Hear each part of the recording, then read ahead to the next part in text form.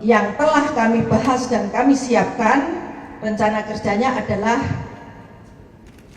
menuju pada efisiensi anggaran. Kami concern, hal pertama yang kami lakukan adalah untuk melakukan efisiensi anggaran, sehingga meskipun sekarang sudah dipotong tinggal 268,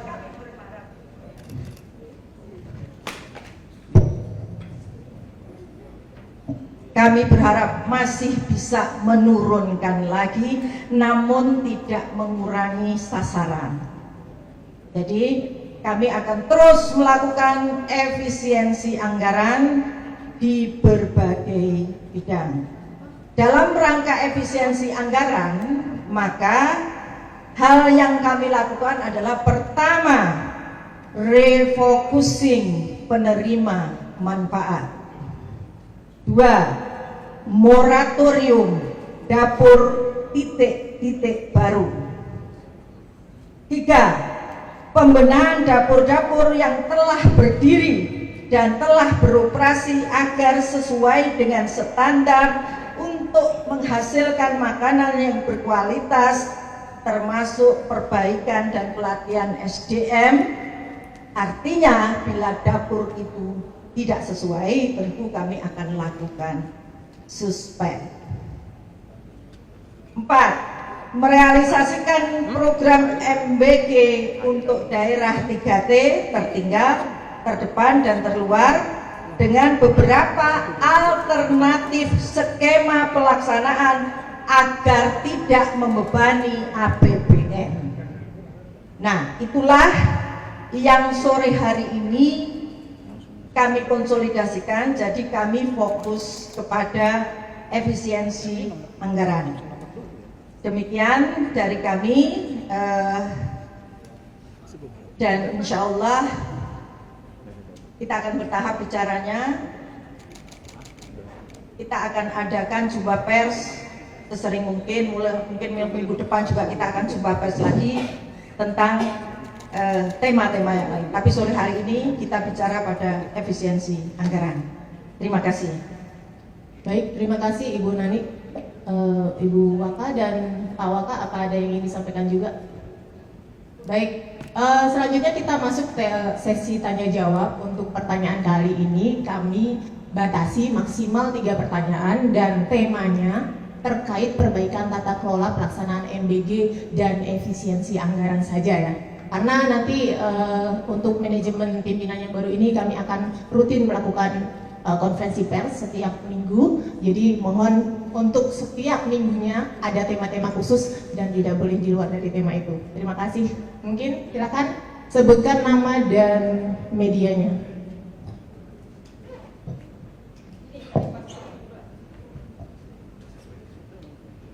Selamat sore, perkenalkan nama saya Dias dari cnnindonesia.com.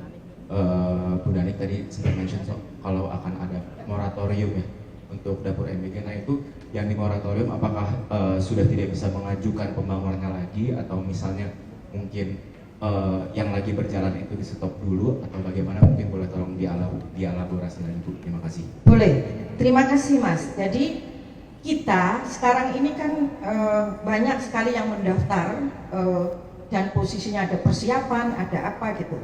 Nah, saat ini sudah ada sekitar 27 dapur yang sudah 27.000 lebih dapur yang sudah operasional.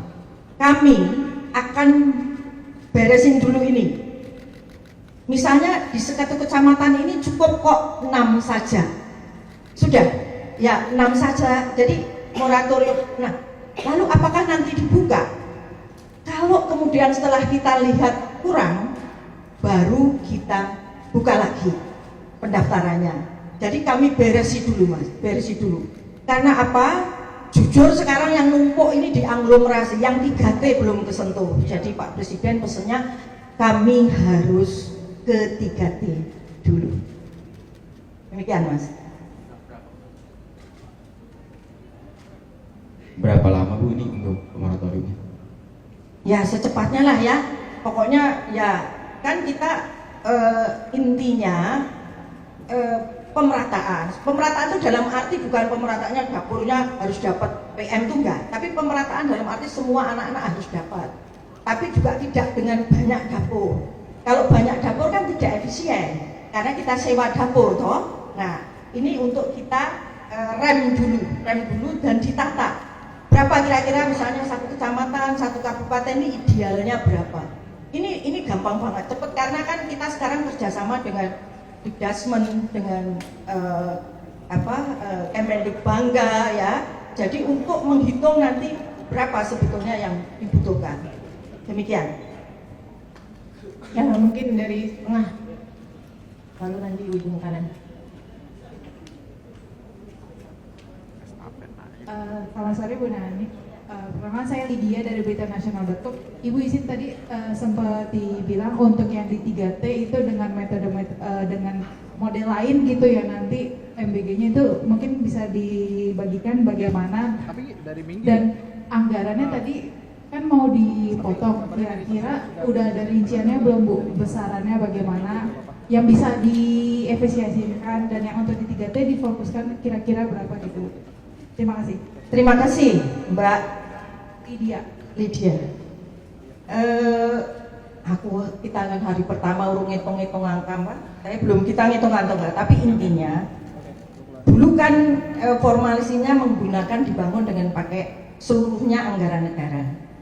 Yang sekarang itu kita coba ada alternatif lain. Misalnya ada CSR BUMN, ada hibah dari negara lain, itu banyak loh hibah-hibah ini.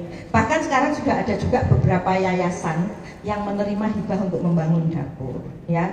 Kemudian ada juga misalnya kalau ada pengusaha dia berinvestasi di tempat yang terpencil, kemudian ada sekolah, ada lain-lain, mereka juga punya CSR kan? Nah, itu untuk bisa membangun. Jadi ada beberapa alternatif. Intinya untuk mengurangi beban anggaran APBN yang dulu kan full 100% mau dibiayai oleh APBN. Nah, dan kita juga ininya tidak harus membangun dapur baru, itu prinsipnya. Kita bisa menggunakan dapur-dapur misalnya kantin sekolah.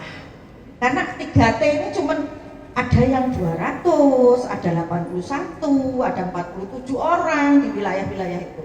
Jadi nggak mungkin kita membangun dapur-dapur baru. Jadi yang sudah ada existing, nggak tahu dapurnya siapa, mungkin ada dapur umum atau apa. Intinya tidak harus membangun dapur baru. Oke, terima kasih. Ya, Satu lagi ya. Kanan, silakan. Selamat sore, ibu-ibu dan bapak. Andi, Pak, Bu dari Kata Data. Ada pertanyaan. Yang pertama buat Bu Arum mungkin ya, kan ini salah satu alasan pergantian pemain di BGN kan untuk biar lebih ketat gitu ya, sama yang kata Pak Menkesnek juga. Kira-kira bakal ada inovasi apa nih Bu untuk pengetatan atau pengawasan biar nggak ada kebocoran lagi di BGN seperti pesannya Pak Prabowo dan Pak Menkesnek. Terus tadi kan ini akan ada moratorium sama bakal ada pelatihan SDM di SPPG-nya ya. Itu saya tangkapnya begitu. Dengan adanya langkah baru ini, apakah di akhir tahun ini masih akan tercapai 82,6 juta atau ini akan jadi lebih panjang lagi jadwalnya? Terima kasih. Moratorium tadi udah tak jawab, masa dijawab lagi. Nah, jadi gini, dampaknya ya, kemarin kami bertiga dipanggil Presiden dan kami sudah menyampaikan ke beliau, tahun 2026 ini mohon Bapak, kami tidak mengejar kuantitas, kami akan perbaiki kualitas, sehingga bisa jadi kami tidak akan mengejar ke 82 juta, tapi bagaimana dapur-dapur ini sehat, memberikan makan yang bergizi ya, lalu refocusing. Misalnya nanti akan kita juga kalau ada sekolah-sekolah yang mahal gitu, kan kita tanya apakah masih perlu MBG. Nah ini yang kita alihkan ke 3T, jadi bisa aja sebetulnya penerima manfaatnya bertambah, tapi tambahannya ini sebetulnya mengurangi dari yang tidak fokus mungkin selama ini. Nah sekarang kita fokuskan, kan sekarang kan semua sekolah dikasih. Nah sekarang kita fokuskan adalah ke 3T dan terutama untuk 3B. Boleh sekedar untuk gambaran 3B.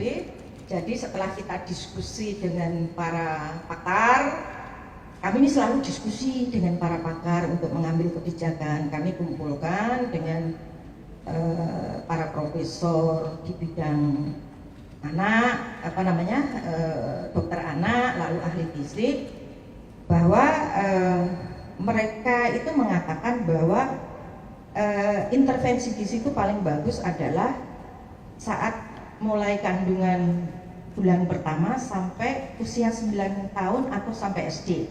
Nah, kita yang kejar ke sana. Makanya kemarin kita kan sampai mengeluarkan ancaman SPPG harus ada 3B. Bumil, busui, balita. Kalau enggak kita suspend. Alhamdulillah hasilnya bagus 2 minggu tuh. Kan ini ada 22 juta 3B. Nah, itulah kira-kira ya. Pokoknya fokus Mas. Biar anggarannya juga fokus ya kan ke sana tercapai. Nah, terus apalagi tadi Bu Arumsari ya. Baik, terima kasih. Tadi sudah dikenalkan Bu Kepala ya bahwa background saya adalah dari BPKP. Saya auditor 34 tahun. Jadi kami ini kalau namanya auditor pasti ekspertisnya adalah di bidang tata kelola dan pengendalian internal. Jadi itu satu paket Mas sebenarnya ya. Nah, kalau inovasi konkretnya apa gitu ya, itu mungkin realnya mungkin saya belum begitu detail lah ya, tapi yang saya sudah sepintas tahu ya, kan memang adalah portal MBK lah, Dialur, sistem-sistem yang ada di sini, SIPGN dan sebagainya.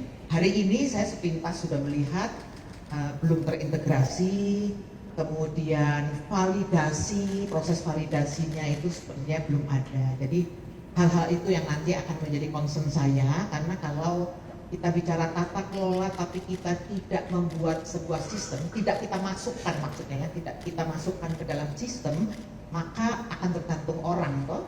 Nah, kami akan mencoba nanti bahwa kebijakan strategis yang sudah disampaikan oleh Pak Presiden dalam hal ini memberikan prioritas pada tadi daerah 3T misalnya, nanti kita akan ambil datanya dan sebagainya, dan itu saya sudah bicara juga kemarin bulan ketemu, kita kolaborasi dengan kementerian-kementerian lain, karena sebenarnya kementerian lain bisa jadi sudah punya data ya, misalnya ya yang jelas yang sekarang juga sudah dipakai juga nih ya di data untuk yang Dapodik misalnya gitu ya. Nah, tapi kita akan memperluas nanti dengan data-data yang lain. Kami akan bekerja sama dengan Kemenkes yang mungkin sudah punya sebenarnya data dan sudah punya program juga misalnya untuk stunting dan sebagainya. Jadi itu mungkin saya mohon maaf saya belum bisa menjawab terlalu jauh karena kalau Bu Nani kan sudah lebih dahulu di sini ya. Kalau saya ini benar-benar baru hari pertama juga baru, dan saya juga belum dapat ruangan Mas, jadi karena ruangannya masih disegel, jadi belum bisa, mungkin mohon maaf. Nanti saya akan terus mengupdate seperti tadi Bu Kepala sampaikan, kita akan terus mengupdate gitu ya. Sebenarnya Ibu dan Bapak ya, kita sebenarnya sudah mendapat banyak rekomendasi ya, termasuk dari KPK. Maka pasti nanti akan kita sesuaikan dengan kondisi-kondisi. Ada dari KPK, mungkin ada beberapa pihak juga yang sudah memberikan rekomendasi. Hal-hal yang baik dan sesuai pasti nanti akan kita laksanakan, gitu ya Pak ya. Jadi yang jelas tugas saya adalah nanti tata kelola yang akan dibangun harus disistemkan gitu, supaya tidak tergantung pada orang toh, tapi harus disistemkan mulai dari data, tata kelola data, sistem informasinya juga, kemudian tata kelola yang lainnya. Itu mungkin yang jawaban saya. Mohon maaf kalau belum bisa memuaskan, baru hari pertama.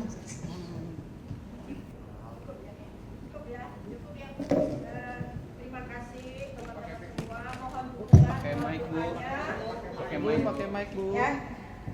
Terima kasih teman-teman semua media yang sejauh ini memang sudah luar biasa membantu program MBG.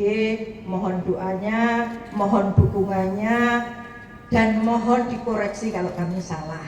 Kami butuh banyak masukan, dan dengan Mbak Ida tadi sudah kita instruksikan seminggu sekali, insya Allah kita bisa bertatap muka setiap minggu atau maksimal 2 minggu sekali lah. Soalnya saya juga masih sidak ya. Oke, baik. Terima kasih untuk teman-teman semua. Wassalamualaikum warahmatullahi wabarakatuh. Waalaikumsalam warahmatullahi wabarakatuh. Terima kasih. Ini nggak ada doorstop ya teman-teman. Nanti kita share list juga. Iya. Aman-aman nanti. Subscribe, share, like, and comment. Subscribe, share, like, and comment. Subscribe, share, like, and comment. Subscribe, share, like, and comment. Subscribe, share, like, and comment.